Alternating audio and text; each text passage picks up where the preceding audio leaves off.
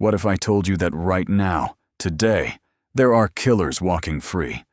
People who have taken human lives, multiple human lives, and have never been identified, never been arrested, never faced any consequences for what they did. These are not cold cases from 100 years ago. Some of these cases are from the last decade. Some of these killers may still be active, and the details of what they did and how they escaped justice will disturb you in ways that stay with you long after this video ends. Stay with me, because what you are about to hear is real. Every single word of it. Before we begin, understand something important.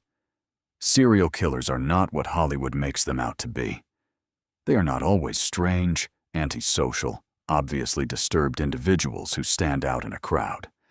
The most dangerous killers in history, the ones who were never caught, were often the opposite. They were charming. They were organized. They were intelligent. They understood human psychology. They understood how investigations worked. And they used that understanding to stay one step ahead of law enforcement for years, decades, sometimes forever. The FBI estimates that at any given time, there are between 25 and 50 active serial killers operating in the United States alone. 25 to 50. Right now. Today. People who have killed before and will kill again. And the majority of them will never be caught. We begin with the case that has haunted American law enforcement for over 50 years. The case that spawned movies, documentaries, books, podcasts, and an entire industry of amateur investigation. And yet, despite all of that attention, all of that resources, all of that public interest, remains officially unsolved to this day. This is the story of the Zodiac Killer. And if you think you know this story, you do not know all of it. The Zodiac Killer operated in Northern California in the late 1960s and early 1970s. He is confirmed to have killed at least 5 people, though he himself claimed in letters sent to newspapers that his victim count was 37. The confirmed victims were young couples, attacked at night in isolated locations. The attacks were sudden, brutal, and deliberate. But the killings themselves were only part of what made the Zodiac uniquely terrifying. What truly set him apart was his relationship with the public. The Zodiac wrote letters, detailed, taunting, specific letters, sent directly to newspapers and to the police. He described his crimes in detail. He provided ciphers, coded messages that he claimed contained his identity. He mocked the police. He threatened to kill more people. He seemed to take enormous pleasure, not just in the killing, but in the performance, in the terror, in the knowledge that an entire city, an entire state, an entire country was afraid of him, and he was never caught.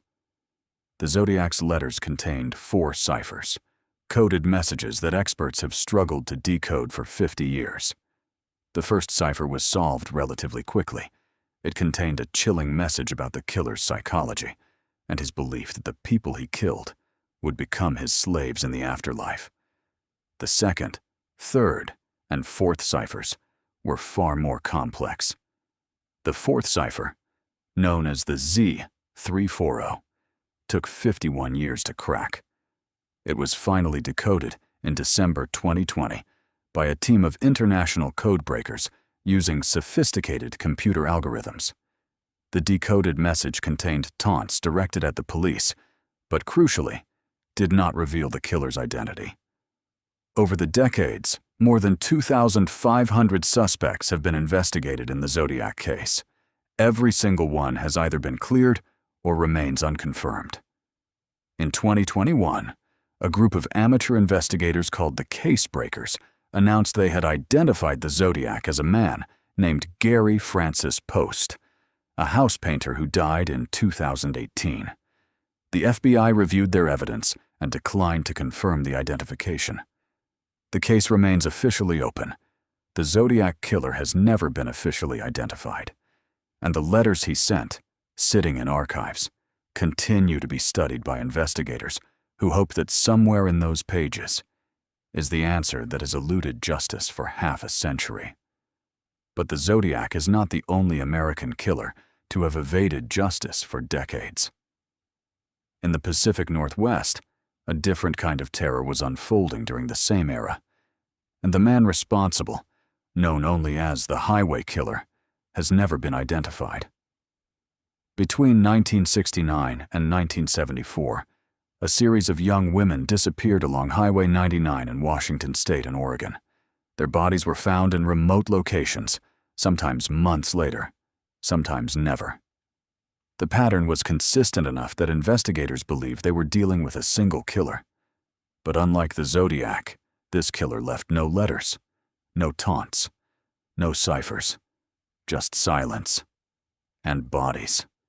The Highway Killer case was eventually overshadowed by the arrest and prosecution of Ted Bundy, who operated in the same region during the same period.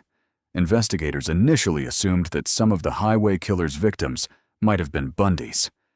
But Bundy, who confessed to 30 murders before his execution in 1989, never claimed these particular victims, and the forensic evidence did not match his known methodology.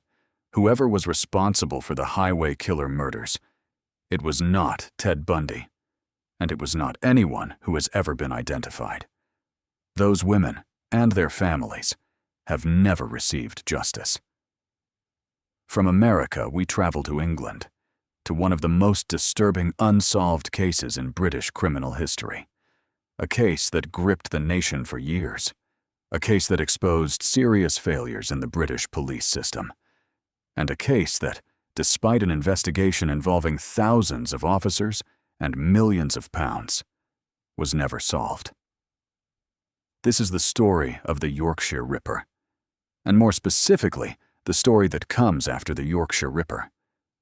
Because while Peter Sutcliffe was eventually caught and convicted for a series of murders between 1975 and 1980, investigators have long believed that Sutcliffe did not act alone, and that someone else, someone who was never identified, committed additional murders that were initially attributed to Sutcliffe, but could not be confirmed as his work.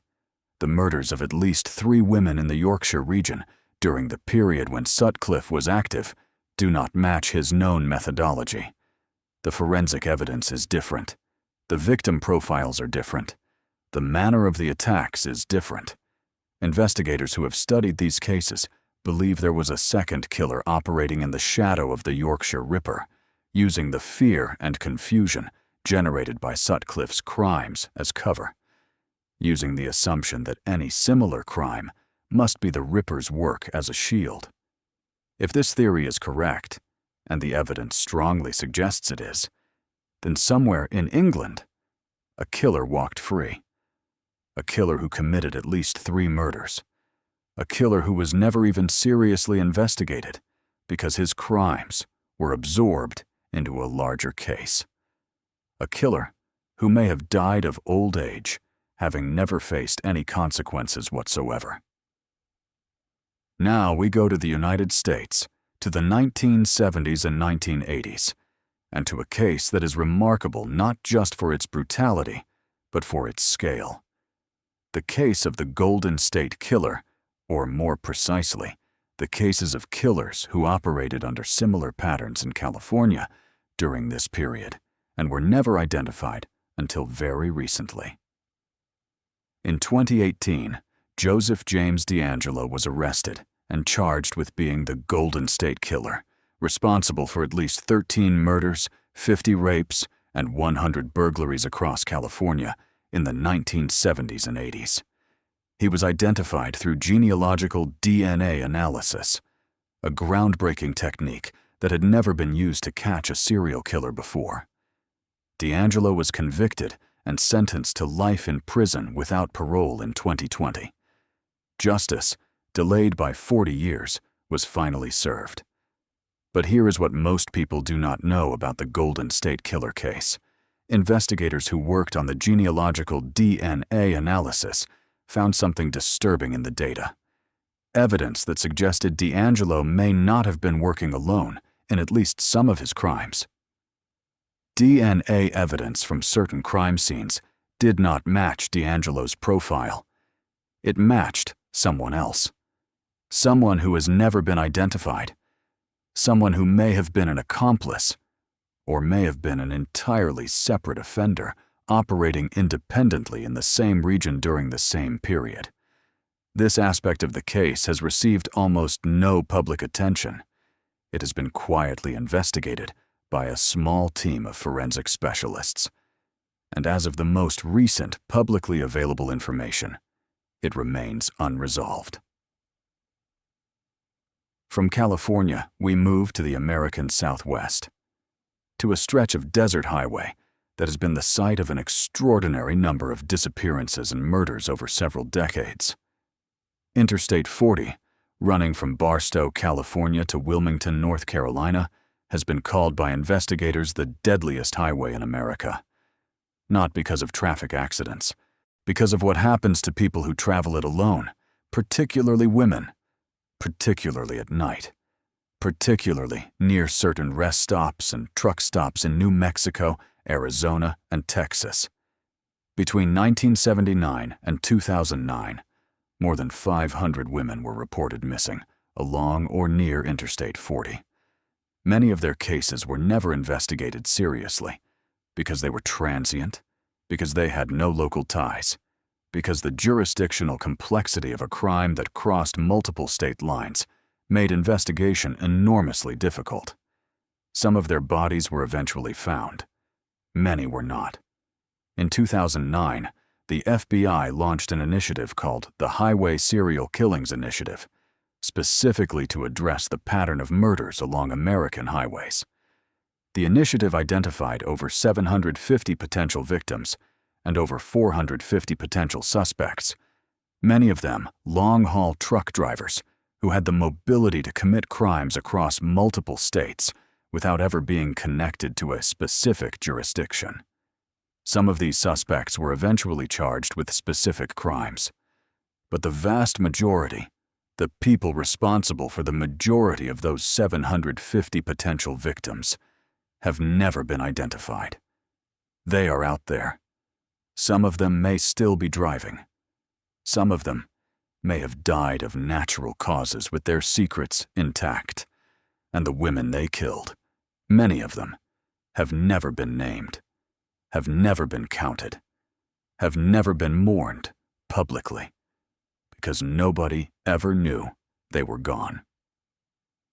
Now we come to a case that is perhaps the most chilling on this list, precisely because of how recent it is, and how brazen.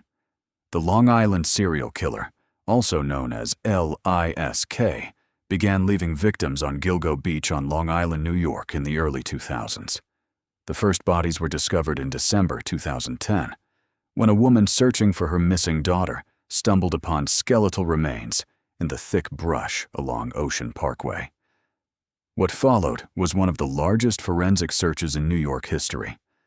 Over the following months, 10 sets of human remains were discovered in the same area. The victims were primarily women.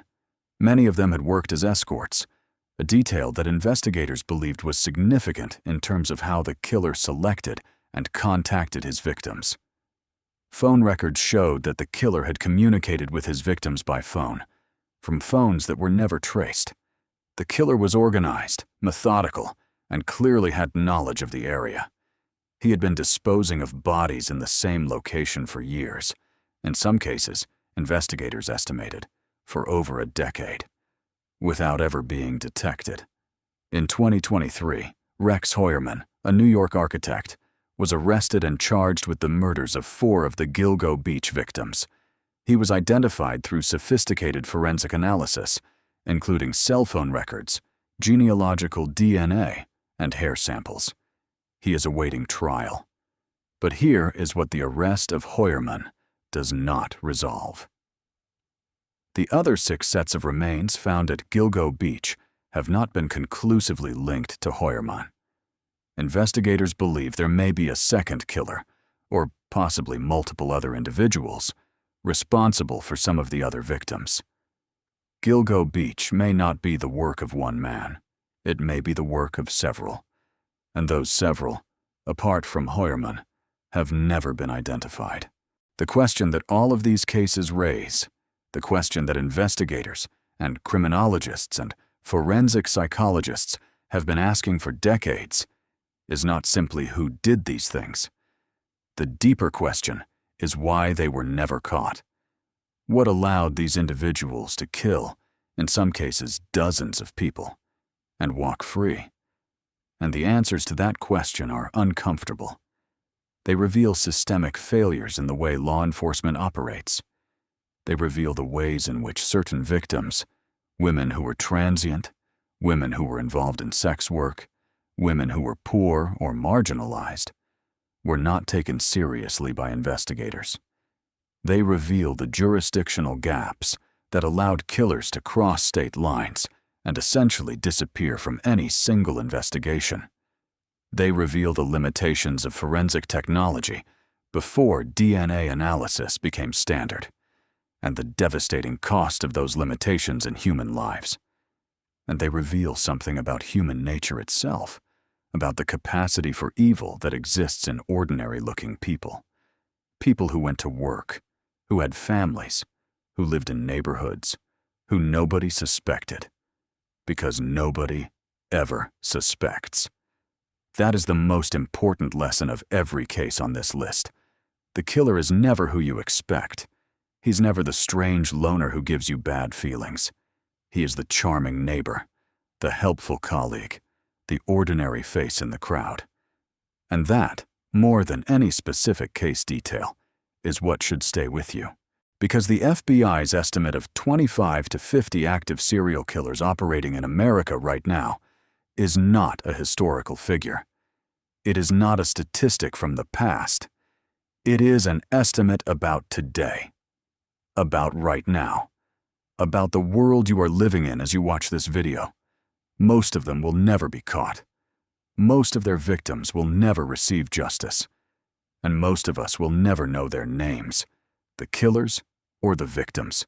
Because these cases will never generate enough attention to break through into public consciousness. They will remain files in a database, cold cases in a filing cabinet, names on a list that nobody reads. That is the darkest truth about serial killers who were never caught. It is not that they were smarter than law enforcement. It is not that they were supernaturally skilled. It is that the systems we built to protect people failed repeatedly, systematically. And the people who paid the price for those failures were the most vulnerable people in our society, the people who were least able to protect themselves and least likely to be protected by anyone else. Subscribe to VaultX Mysteries, because the vault goes deeper than you think, and we are just getting started.